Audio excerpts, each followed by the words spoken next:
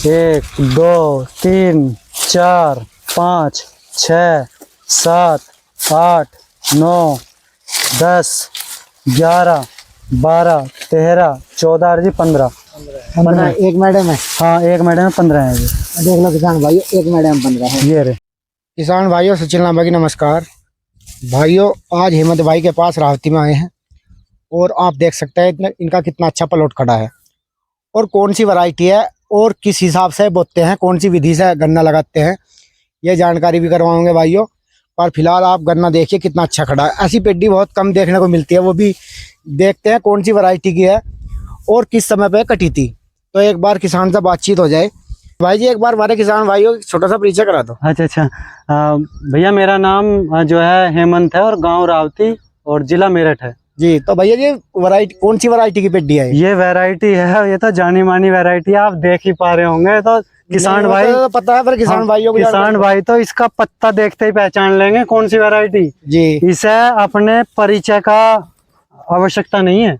इस वैरायटी को तो जहां भी खड़ी हो ना भाई, जो जिस वैरायटी ने सबसे लंबे समय तक साथ दिया और सबसे लंबे क्षेत्रफल में चलने वाली कौन सी वैरायटी है, पूरे मतलब यो इतिहास बनाएगी, रिकॉर्ड बनाएगी। यो पूरे क्षेत्रफल में सबसे ज्यादा क्षेत्रफल में बोने वाली वैरायटी, सबसे लंबे समय तक चलने वाली, सबसे किसान की सबसे चाहिए वैरायटी, यो वो वैरायटी है। चलो तो किसान कमेंट में बता देंगे अब। आप अपने आप ही बता देंगे। बस आप सोच लो।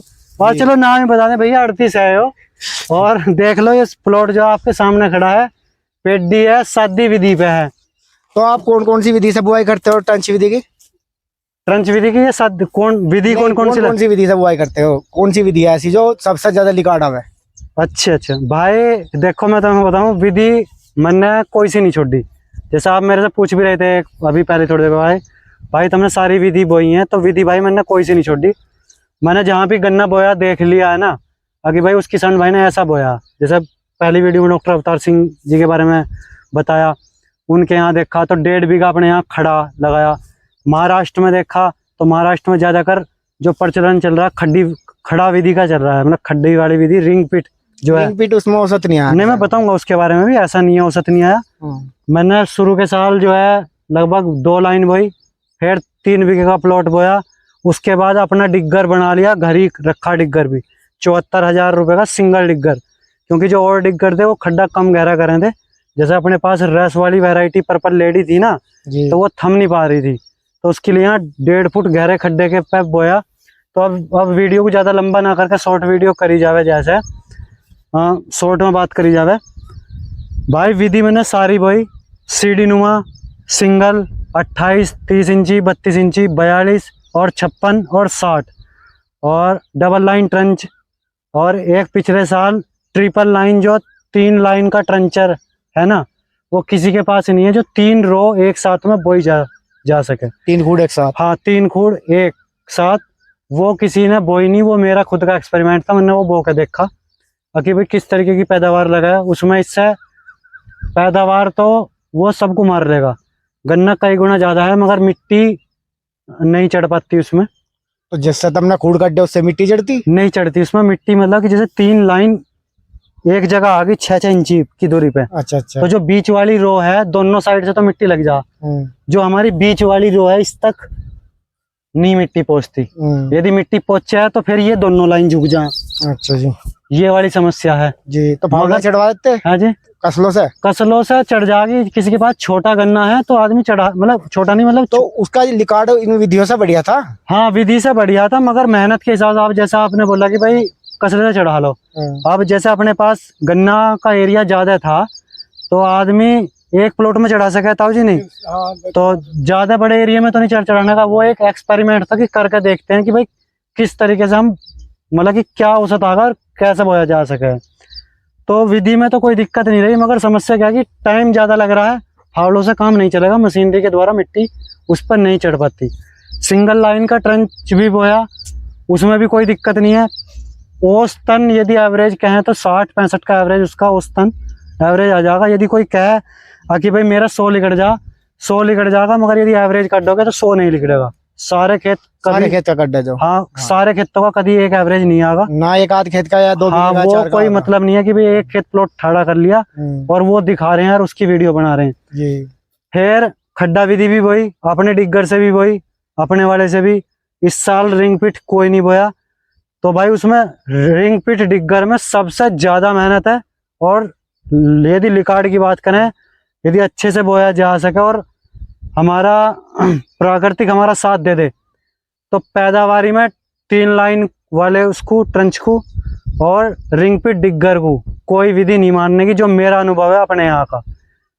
रिंग पिट डिग्गर में हमारा जो खड्डा है, जो डायमीटर है 2 फुट चौड़ा है और 1.5 फुट गहरा खड्डा वो बना दे, उसके लिकार्ड को कोई गन्ना नहीं मारेगा। उसमें एक समस्या और भी तो है। हाँ उसमें कुछ किसानों को तो पेंडा धरने का नहीं पता। हाँ हाँ, वो वही तो दिक्कत है। और समस्या एक बात और है, यदि कोई किसान भाई एक खेत बोले ना पहली बार, तो पहली बात तो बीज को ही देख कर रोने लगा।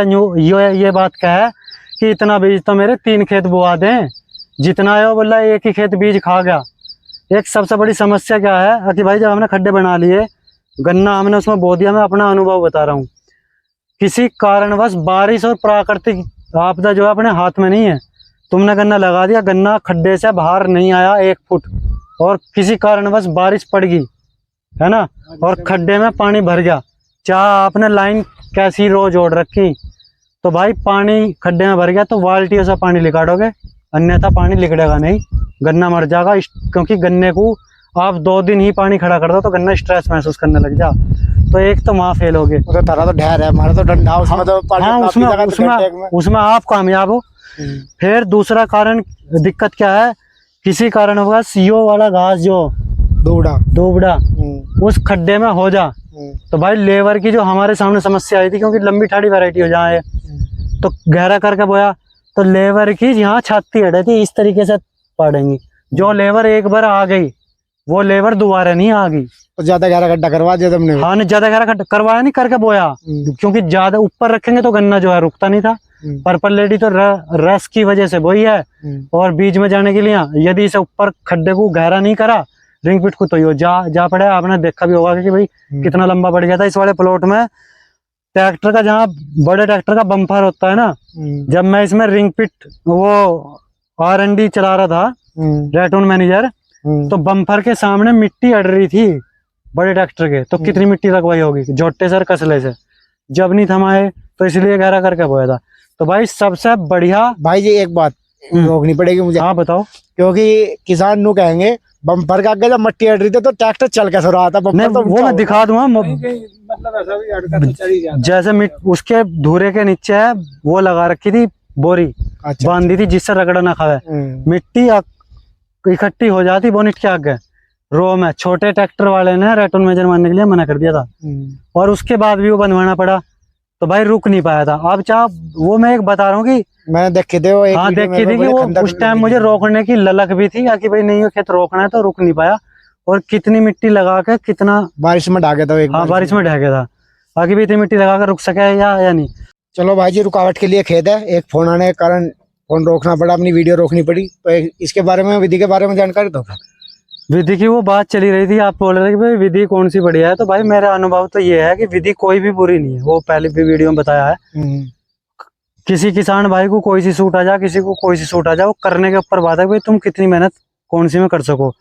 कई बार आदमी ट्रेंच में बहुत सारे कारण हो जाए, किसी का जमाव बिगड़ गया तो जमाव की वजह से फेल हो गया, किसी के पास यंत्र नहीं है तो यंत्रों की वजह से समस्या है, किसी के पास टाइम नहीं है तो टाइम की वजह से समस्या रह जा।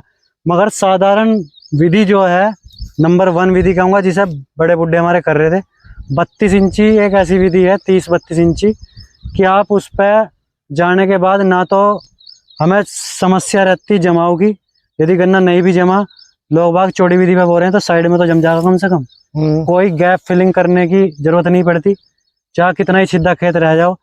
यदि पेडी नहीं भी फूट रही तो यहाँ नहीं फूटा तो यहाँ तो फूटेगा, यहाँ नहीं फूटा तो साइड में तो फूटेगा, बिल्कुल वो समस्या दूर होगी। अगला साल जो हमारा सिक्योर है।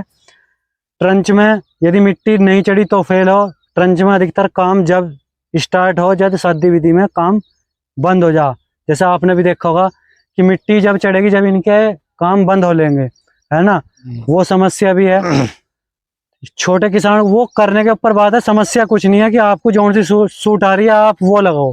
डबल लाइन है उसकी जगह यदि गैप फिलिंग नहीं करनी, यदि जर्मिनेशन बिगड़ रहा है तो आप डबल लाइन बो सको। मगर साधारण एक विधि ऐसी है हर कोई किसान इसे लगा सका है, किसी भी चीज की जरूरत नहीं पड़ती। 30 इंची का ठीक है। 30 इंची का समय बढ़िया है, आप लगाओ और अपने घर लौटो, मजदूर काम कर लेगा। एक समस्या और भी है ट्रंच उरंच पे भाई, सादी विधि में आपने बुआई कराई तो जितनी विधि सादी विधि की कॉस्टिंग जा रही है, कॉस्ट जा रही है, मजदूर इस बात की मानने के लिए तैयार नहीं होता। जब भाई हम 60 इंची पे गन्ना लगा रहे हैं तो बीच की लाइन खत्म है मान लो, तो आधे खूड़ खत्म हो गए, तो कुछ पैसे कम लेने चाहिए।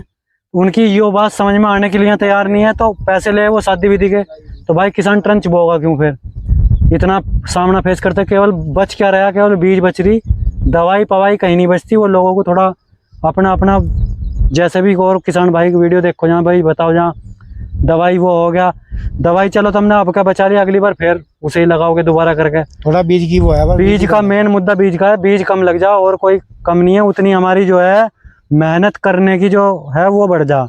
तो आप सदी विधि पे आ गए? नहीं भाई मैंने सारी लगा रखी, सारी लगा रखी। हाँ मैंने जो है, मेरा विधि का कोई नहीं, मैं तो जमीन को अच्छा करने के लिए विधि बदलता रहूं, मैंने कोई विधि नहीं छोड़ी, क्योंकि मेरे पास यंत्र खुद के हैं, डिग्गर मेरे पास खुद है, ट्रंचर जो है वो अपना इस साल ज्यादातर सादी विधि बोई है, ट्रंच भी बोया है। ऐसा नहीं है कि ट्रंच हमने नहीं बोया, ट्रंच भी बोया है। पेडी अधिकतर ट्रंच की है, 85 बीघे पिछली बार ट्रंच बोया था। तो सारी आदमी को सारी लगानी चाहिए, एक विधि कभी भी ना बो, सारी बोते रहो, अपना अनुभव करो, जौन सी तुम्हारे यहाँ ज्यादा अच्छी हो रही है उसे थोड़ा ज्यादा रखो जाओ, बस यही है मेरा कहना। अब इस पेडी के बारे में आप पूछ रहे थे, अगली वीडियो जो है इस पेडी के बारे में रहेगी, जो भी आपका क्वेश्चन आप कर सकें। जी जी जी। तो किसान भाइयों देख सकते हैं क्या शानदार पेडी है। इस पेडी की जानकारी करा दूं, इसमें ऐसा इन्होंने क्या लागत ऐसी लगाई है, तो एक बार इस वीडियो को शेयर कर दो, अगली वीडियो के लिए तैयार रहो। नमस्कार, धन्यवाद।